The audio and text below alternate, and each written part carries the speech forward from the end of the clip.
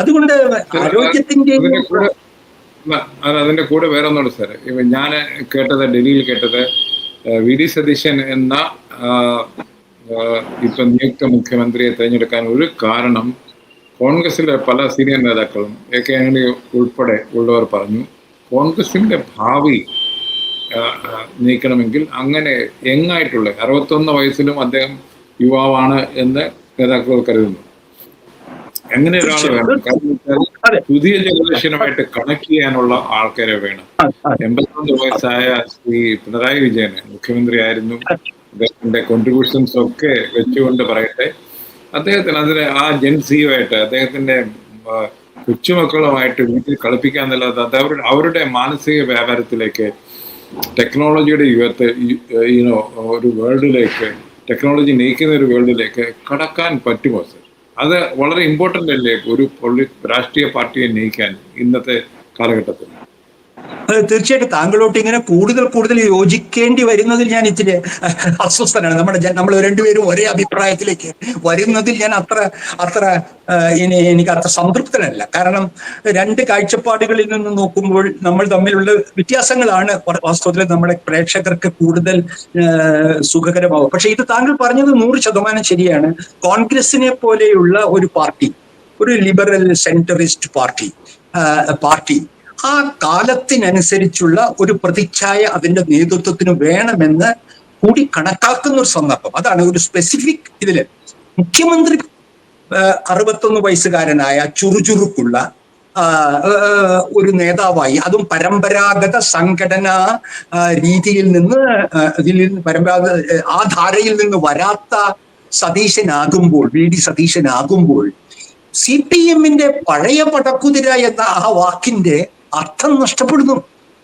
യുവതലമുറ CPM-ന് ഒരു പക്ഷേ ഇത്തവണ 18 വയസ്സിൽ കൂടുതൽ ആദ്യമായി വോട്ട് ചെയ്തവരിൽ നിന്ന് വളരെ ചെറിയ ശതമാനം വോട്ടുകളാണ് ഇത്തവണ കിട്ടിയിരിക്കുന്നത്. ഈ ആധുനികതയെ പറ്റിയും ഈ വലിയ നവീകരണത്തെ പറ്റിയും വലിയ സാങ്കേതിക മികവുകളും കൊണ്ടുവന്നു, ഇന്റർനെറ്റ് സൗകര്യം എല്ലായിടത്തും ഏർപ്പെടുത്തി, വലിയ പാലങ്ങൾ, വലിയ അത്ഭുതങ്ങൾ, എല്ലാം വിസ്മയങ്ങൾ സൃഷ്ടിച്ചു എന്ന് പറഞ്ഞാൽ, ആധുനിക വിസ്മയങ്ങൾ സൃഷ്ടിച്ചു എന്ന് സിൽവർ ലൈൻ പോലെയുള്ള നവയുവാക്കളെ ആകർഷിക്കുന്നതെല്ലാം കൊണ്ടുവന്നിട്ടും ഈ തലമുറ ഇടതുപക്ഷത്തോട് ഇടതുപക്ഷം ആകർഷിക്കുന്നില്ല. പിണറായിയുടെ നേതൃത്വത്തിനൊന്നല്ല, പിണറായിയുടെ അപ്രമാദിത്വം കണ്ട 10 വർഷം. അതിന് മുൻപ് അദ്ദേഹം പാർട്ടി സെക്രട്ടറി എന്നുള്ള നിലയ്ക്ക് പാർട്ടിയിൽ ജനാധിപത്യം പുനഃസ്ഥാപിക്കുന്നതിന് വേണ്ടി, അതായത് വേറൊരു ഭക്തഭജന സംഘത്തിൽ നിന്ന് പാർട്ടി പോകരുതെന്ന് പറഞ്ഞ് അതിനെതിരായി പാർട്ടിയെ സംരക്ഷിച്ച സഖാവ് തന്നെ ഒരു പൂജാ വിഗ്രഹമാവുന്നതാണ് നമ്മൾ കണ്ടത്.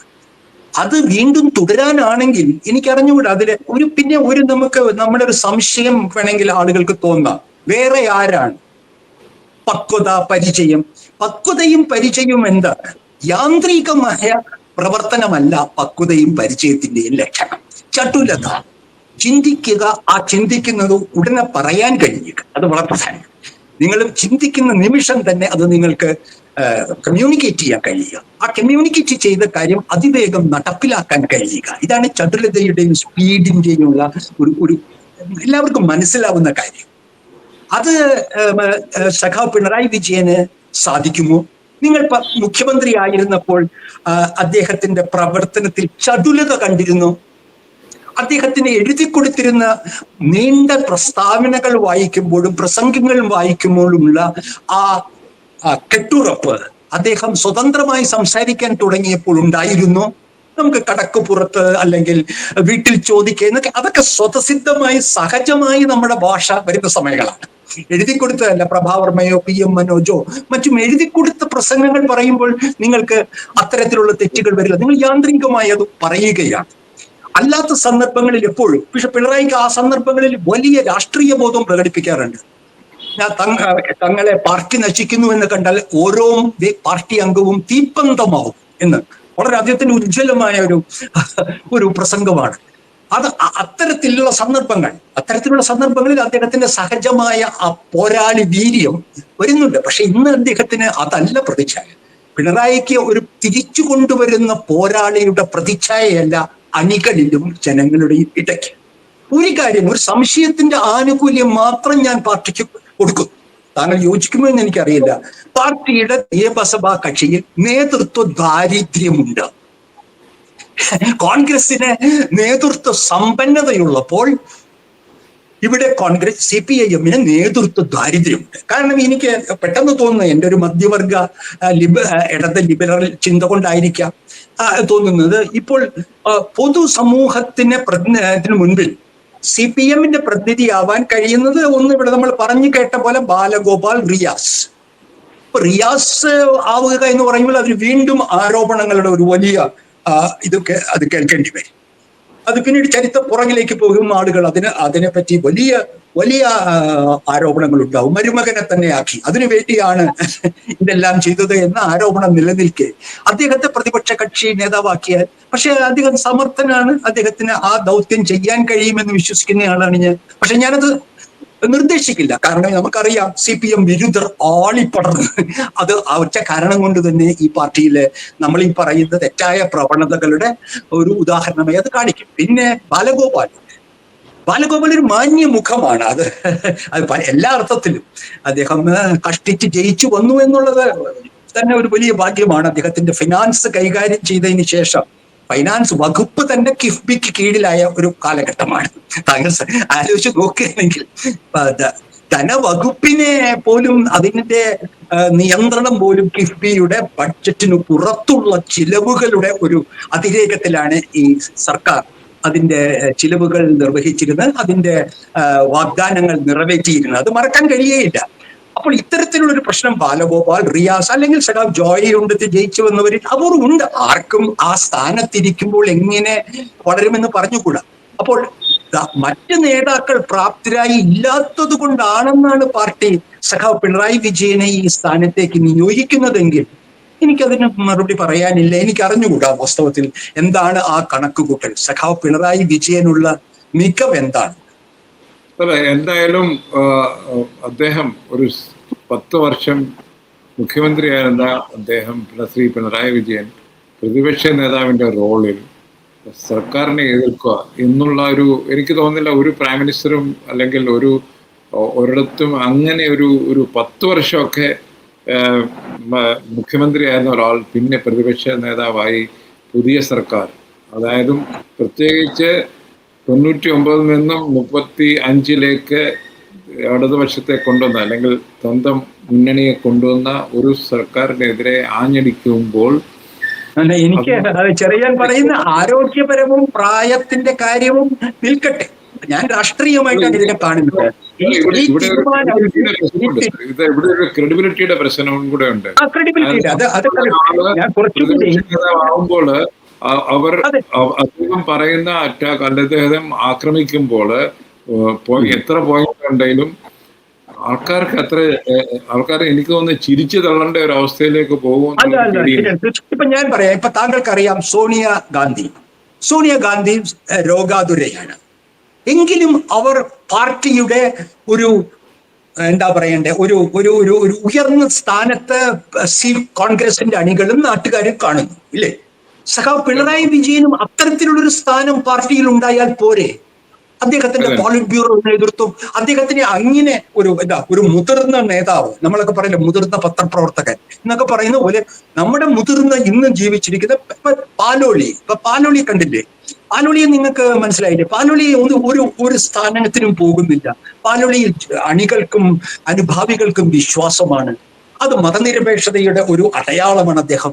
ഈ കാലത്തും ഈ RSS ഭരിക്കുന്ന ഇന്ത്യയിലും പാലോളിയെ പോലെയുള്ള ഒരു മുസ്ലിം നേതാവ് മലപ്പുറത്ത് നിന്ന് വന്ന് ഉയർന്നു നിൽക്കുന്നു. അദ്ദേഹത്തിന് എന്താണ് അദ്ദേഹത്തിന്റെ ഒരു പ്രതാപത്തിന് കാരണം? ഈ ത്യാഗസന്നദ്ധ, സ്ഥാനങ്ങൾ വേണ്ട എന്ന് പറയാനുള്ള സന്നദ്ധത. അതാണ് ഞാൻ പറയുന്ന അത്തരത്തിലൊരു മാതൃക എന്തുകൊണ്ട് പിണറായിയുടെ കാര്യത്തിൽ പാർട്ടിക്ക് അല്ലെങ്കിൽ പിണറായിക്ക് തന്നെ സ്വയം ചിന്തിക്കാൻ കഴിയുന്നില്ല? അതിന്റെ കാരണം എന്താണ്? എന്താണെന്നാണ് ചെറിയാൻ ധരിക്കുന്നത്. എന്തുകൊണ്ട്?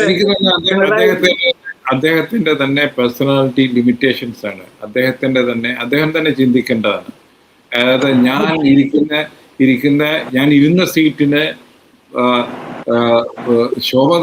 ശോഭ കെടുത്തുന്നതാണോ പുതിയ സീറ്റ് എന്ന് അദ്ദേഹം തന്നെയാണ് ചിന്തിക്കേണ്ടത്. വേറെ ആരും. അതെ, അതാണ് നമ്മൾ തുടക്കം മുതൽ പറഞ്ഞത്. അതാണ് പിണറായി വിജയനാണ്. എനിക്ക് അദ്ദേഹത്തോട് പറയാനുള്ളത്, പാർട്ടി പറഞ്ഞാലും അദ്ദേഹമാണ് ചിന്തിക്കേണ്ടത്, അദ്ദേഹമാണ് ഡിസൈഡ് ചെയ്യേണ്ടത്. കാരണം വേറെ ഒരു പ്രധാന കാര്യം, ഒരു പക്ഷെ താങ്കൾക്ക് ഒരു കാര്യം കൂടി താങ്കൾക്ക് ഈ പാർട്ടി ഇനി നടക്കാൻ പോകുന്ന കാര്യങ്ങളെ പറ്റി ഒന്ന് പറഞ്ഞുകൊള്ളട്ടെ. കാരണം ഈ അടുത്ത ജൂണിൽ പാർട്ടിയുടെ വീണ്ടും വിപുലമായ സംസ്ഥാന സമ്മേളനം നടക്കുകയാണ്.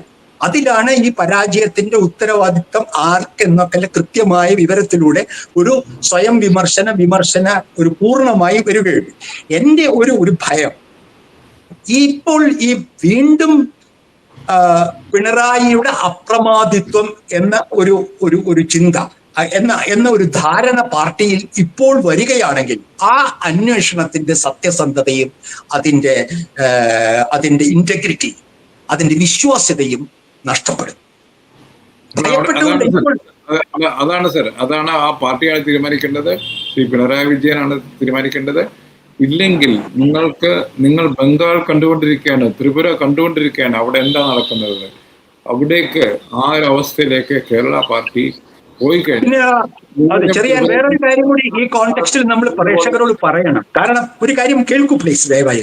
ഒന്ന്, ഉപപ്രതിപക്ഷ നേതാവ് വേണമെന്ന് CPI ഉന്നയിച്ചിരിക്കുകയാണ്. ഈ കോണ്ടെക്സ്റ്റിൽ ആളുകൾ അറിയേണ്ടതാണ്. പിണറായിയുടെ ഒപ്പം ഒരു ഉപപ്രതിപക്ഷ നേതാവ് വേണമെന്ന് CPI ആവശ്യപ്പെട്ടിരിക്കുകയാണ്. അതിന്റെ പ്രാധാന്യം വർദ്ധിക്കുകയാണ് പിണറായി വരുന്നതോടുകൂടി. അതായത് അദ്ദേഹത്തെ സഹായിക്കാൻ, അദ്ദേഹത്തിന് എല്ലാ സമയവും അസംബ്ലിയിൽ ഇല്ലാതിരിക്കുമ്പോൾ അദ്ദേഹത്തിന് പകരം നിൽക്കാൻ പറ്റിയ പ്രാപ്തനായ ഒരു സഖാവ് ഇടതുപക്ഷത്തിന്റെ ഉണ്ടാവണം എന്നുള്ളത് ശക്തിപ്പെടുകയാണ് എന്റെ അഭിപ്രായത്തിൽ ഈ തീരുമാനത്തോടുകൂടി. അത് അവർ തന്നെ തീരുമാനിക്കുകയാണ്. പക്ഷേ എല്ലാം അവരാണല്ലോ തീരുമാനിക്കുന്നത്, നമ്മൾ പറയാനല്ലേ പറ്റുള്ളൂ. രാഷ്ട്രീയപരമായി ഞാൻ ഇന്ന് കാണുന്നത് ബംഗാൾ ബുദ്ധദേവ് പരാജയപ്പെട്ടു, ബുദ്ധദേവ് നേതൃത്വത്തിലുള്ള മന്ത്രിസഭ ഒഴിഞ്ഞു. അവിടെ പോലും ചെറിയ താങ്കളുടെ ഓർമ്മ പുതുക്കുകയാണ്. അവിടെ പോലും ഒന്ന് ദയവായി താങ്കൾ ബംഗാൾ പറഞ്ഞത് കൊണ്ട് എന്നെ പറയാൻ അനുവദിക്കുമോ, എന്നാലും പൂർണ്ണത കിട്ടുകയുള്ളൂ. ബംഗാൾ പരാജയത്തിന് ശേഷം അവർ പാർട്ടിയുടെ വിശാലമായ പ്ലീനം വിളിച്ചു, ഇല്ലേ? വലിയ പ്ലീനം വിളിച്ചിട്ടാണ് മുഹമ്മദ് സലീമൊക്കെ വന്നത്. എന്നിട്ടും രക്ഷപ്പെടുന്നില്ല. പ്ലീനം വിളിച്ചു, തിരിച്ച് യുവ നേതാക്കളെ കൊണ്ടുവന്നു, മീനാക്ഷി മുഖർജിയെ കൊണ്ടുവന്നു, പുതിയ താരങ്ങളെ കൊണ്ടുവന്നു, എന്നിട്ടും ജയിക്കുന്നില്ല. മീനാക്ഷി മുഖർജിയെ കൊണ്ടുവന്നത് 15 വർഷത്തിന് ശേഷമാണ്, അതിന് മുമ്പേ അല്ല. അതുകൊണ്ട് അതേ തെറ്റുകൾ